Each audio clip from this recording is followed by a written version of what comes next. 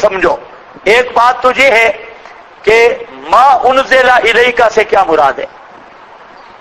ما انزل الیک، اس سے کیا مراد ہے؟ جو تیری طرف نازل ہوا۔ ہاں، بعض علماء فرماتے ہیں ما انزلہ سے مراد عام ہے وہی مطلوبی اور وہی غیر مطلوبی، یہ شامل ہے وہی مطلوب قرآن اور وہی غیر مطلوب حدیث، قرآن اور حدیث کو شامل ہے ما انزلہ۔ دلیل یہ دیتے ہیں کہ ما ینطق عن الہوی الا وحی یوحی، اللہ فرماتے ہیں میرا پیغمبر کوئی بات اپنی مرضی سے نہیں کہتا، کوئی بات اپنی مرضی سے نہیں کہتا، بلکہ جو بات بھی کرتا ہے وہ وہی ہوتی ہے، جو بات بھی کرتا ہے وہ کیا ہوتی ہے؟ وہی ہوتی ہے۔ یہ مسئلہ آپ نے سنا ہوگا ہے نا کہ نبی کی ہر بات کیا ہے؟ وہی ہے، ہر بات کیا ہے؟ وہی۔ مولوی دلیل کیا دیتے ہیں؟ ما ینطق عن الہوی، لیکن یاد رکھ لو یہ بات کسی طرح بھی درست نہیں، سمجھو بات، یہ بات کسی طرح بھی درست نہیں۔ اصل میں مسئلہ یہ بن گیا، ہمارے لیے بھی مصیبت ہے کہ ہم نے جو کاس قسم کے لوگ ہیں، کاس سمجھتے ہو نا؟ ہاں، کاس کسے بیان کرنے والے؟ ہاں ہاں، کاس آئندہ یار اصطلاح بدلو، جب ہم کہتے ہیں نا خطیب توبہ، جتنے خطیب ہیں سارے کہتے ہیں ہمیں کہا ہے، جب ہم کہتے ہیں خطبا، یوں کہتے ہیں، یہ بڑے بڑے خطبا ہیں یہ سارا سال مجھے گالیاں نکالتے ہیں، کہتے ہیں کہ یہ دورے میں ہماری تردید کرتا ہے، خطبا، ہم خطیب ہیں نا، ہماری تردید کرتا ہے، تو اس لیے لفظ بدل دو، خطبا کا لفظ بدلو، قاس، ہاں قاس، کسے گو تاجر، کسے گو تاجر، کہانیاں سنائی، جھوٹی سچیاں، پیسے لیے، لوگوں کو رلایا اور گیا، خاص۔ یہ تو قاسین کا قصاص کا غلبہ ہے، اب خاص نہیں، کچھ لفظ اور بدلنا پڑے گا، آپ میں سے کئی قاسی قلوب نہ لے لے، پھر مثلا قاسیت قسوت قلبی نہ لے لے، اس لیے چلو کوئی سوچو صحیح، کوئی لفظ بدلو، اتنا خطیب اللہ کرے ہم پہ ناراض نہ ہوں، ہاں خطیب ناراض ہو گئے تو بڑا کام خراب ہوگا۔ تو اچھا بھائی، یہ غلبہ ہے، ہم نے قصہ گو کو سمجھا ہے کہ مفتی اعظم بھی ہے، امام سیبویہ بھی یہ ہے، نام کا مسئلہ پوچھنا ہو خطیب سے، اور کوئی فتویٰ پوچھنا ہو استفتاء، ہمارے طالب عوام چھوڑو، طالب علموں کو بھی کوئی پتہ نہیں، یہ بھی اتنے فتویٰ بھی پوچھیں گے خطیب سے، بھئی مفتی کیوں بٹھائے ہیں ہم نے؟ اتنے دارالافتاء اور مفتی نہیں، فتویٰ بتائے گا خطیب، خطیب بتائے گا، کسی حدیث کی تحقیق کرنی ہے محدث کی ضرورت ہی نہیں، خطیب، یعنی خطیب کو ہم نے سب کو سمجھا ہے، مفتی اعظم امام شامی بھی خطیب ہے، امام سیبویہ بھی خطیب ہے، اور امام ذہبی یہ بھی خطیب ہے، حدیث کی جرح تعدیل کے سارے اصول بھی خطیب کے، اور امام رازی یہ بھی خطیب ہے، مفسر جو آیت پوچھنی ہے وہ بھی خطیب سے، پھر جو خطیب ٹکرے ہیں انہوں نے پورا دین بدل کے رکھ دیا ہے، وہ اپنی باتیں مشہور کر کے آگے چلے، تو اس لیے یاد رکھ لو کہ ہر چیز لکل فن رجال، ہر فن کے رجال ہوتے ہیں، یہ نہیں ہے کہ کوئی آدمی سارے فنون کا ماہر ہو ہی نہیں سکتا، اللہ نے ہر بندے میں کچھ نہ کچھ کمی رکھی ہے، نہیں تو یہ انسان نیچے رہنے والا تھا ہی نہیں۔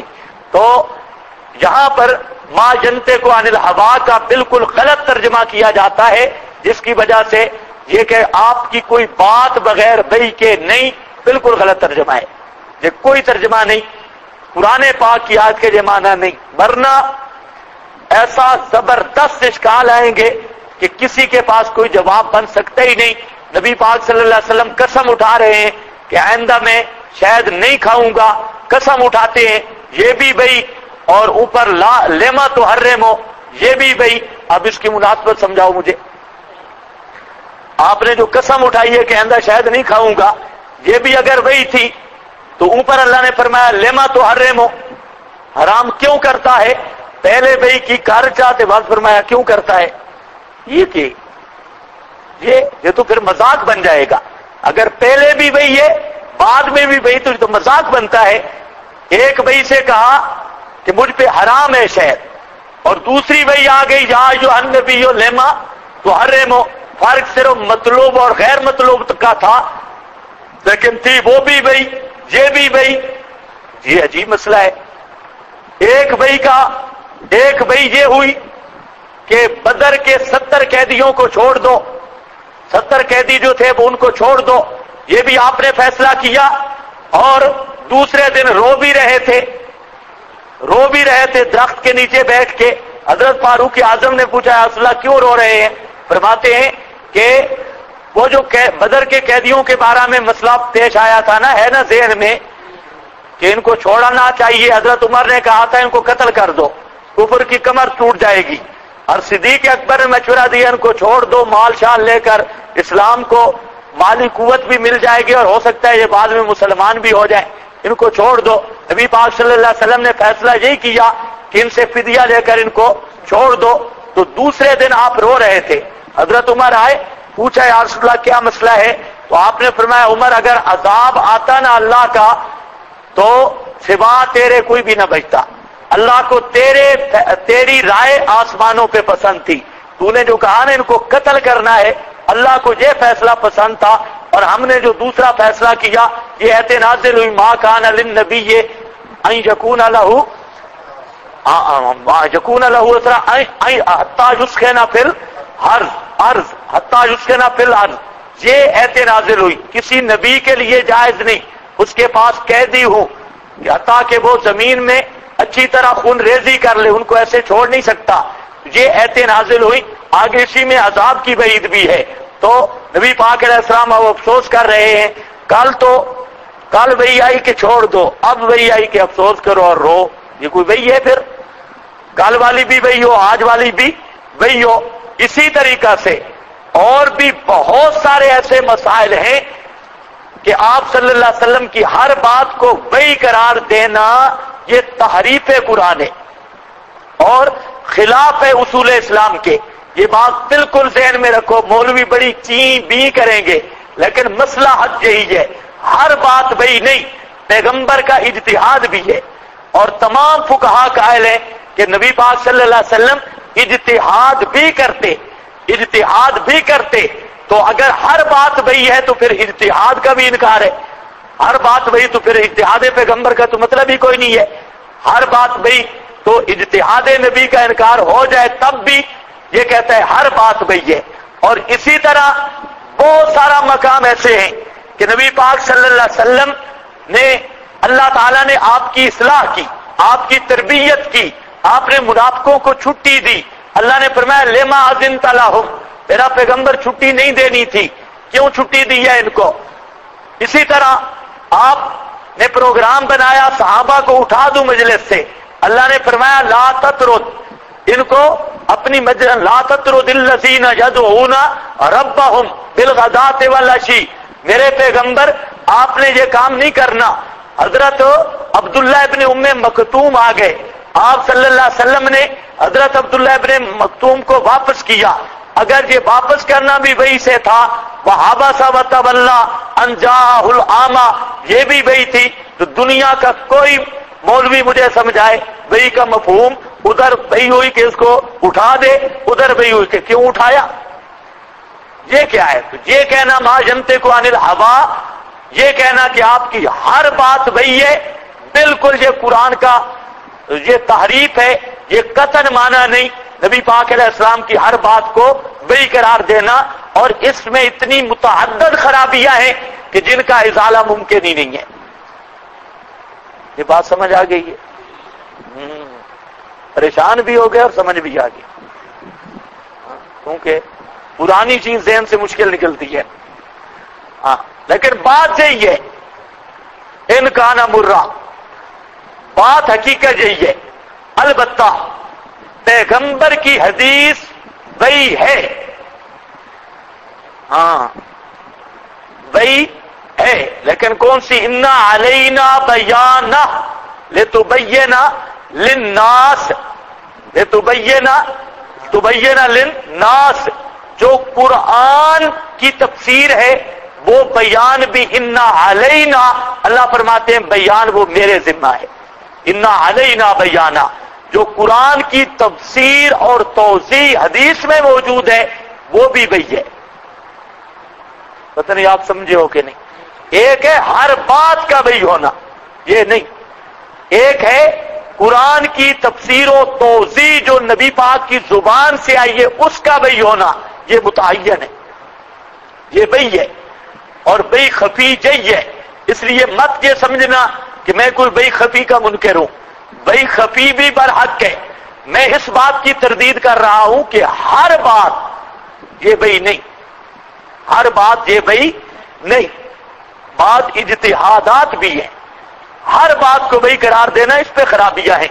باقی رہ گیا فرائض، واجبات، اصول کی جو آپ نے توضیح کی ہے، اقیم الصلاۃ آیا آپ نے نماز کی تفصیل فرمائی، آتوا الزکاۃ آیا آپ نے زکوٰۃ کی تفصیل فرمائی، اور روزہ آیا آپ نے روزے کی تفصیل فرمائی، اتم الحج حج آیا آپ نے حج کی تفصیل فرمائی، تو یہ تفسیر ساری کی ساری وہی ہے۔ اور وہ کیسے؟ دلیل کیا ہے؟ اللہ فرماتے ہیں تین میری ڈپٹیاں ہیں، اذا، وہ کس طرح ہے؟ اذا کرانا ہو فتبع، ہاں اس سے پہلے لا تحرک بہ لسانک لتعجل بہ، میرے پیغمبر زبان کو آپ ہلایا نہ کریں، جبریل آئے آپ ساتھ ساتھ نہ پڑھیں۔ کیوں؟ تین میریاں ڈپٹیاں ہیں، آپ کو قرآن کا قاری بھی ہم بنائیں گے، اور قرآن کا حافظ بھی ہم بنائیں گے، اور قرآن کی تفسیر بھی ہم سکھائیں گے۔ انا علینا بیانہ، یہ بیان وہی ہے لتبین للناس، وہی بیان ہے قرآن کا، اور تفسیر بیان القرآن ہے، یہی بیان القرآن ہے۔ تو نبی پاک صلی اللہ علیہ وسلم کا بیان القرآن یہ وحی ہے، اور اس وحی کا نام وحی خفی ہے، اور وحی غیر مطلوب ہے۔ یہ بات سمجھ گئے؟ ہاں، یہ نہ کہنا کہ اس نے کہا ہے کہ وحی خفی ہے ہی کوئی نہ، جیسے نے کہا کہ نبی کی بات وحی بن سکتی نہیں، یہ شیطان وسوسے ڈالے گا کہ یہی بات ہوئی، اور بعد میں بات نکلتی بھی یہی ہے، باہر میں یہی بات نکلتی ہے، لیکن ہمیں اس کی پرواہ نہیں ہے۔ بات یہ میں نے کی ہے کہ نبی پاک علیہ السلام کی ہر بات کو وہی کہنا، اس پہ اتنی خرابیاں ہیں جن کا ازالہ ناممکن ہے، اتنی خرابیاں ہیں جن کا ازالہ ناممکن ہے، اس لیے آپ کی ہر بات وہی نہیں، ہاں آپ کی بیان قرآن یہ وہی ہے، اور دلیل میں نے دے دی، انا علینا بیانہ، یہ تو لتبین للناس، اس پر انشاءاللہ حجیت حدیث پہ جب پاس ہوگی اس پر میں آپ کو بہت ساری آیات اور دلیل پیش کروں گا کہ آپ کی حدیث حجت ہے، اور آپ کا بیان یہ بئی خفی اور غیر مطلوب ہے، اور قرآن یہ بئی مطلوب ہے جس کی نماز میں تلاوت ہوتی ہے۔ اگر بخاری شریف کی نماز میں تلاوت کریں تو نماز نہیں ہوگی، قرآن کی تلاوت، اس لیے یہ کہ بھائی مطلوب، اور وہ بھائی غیر مطلوب، یہ میری بات سمجھ گئے؟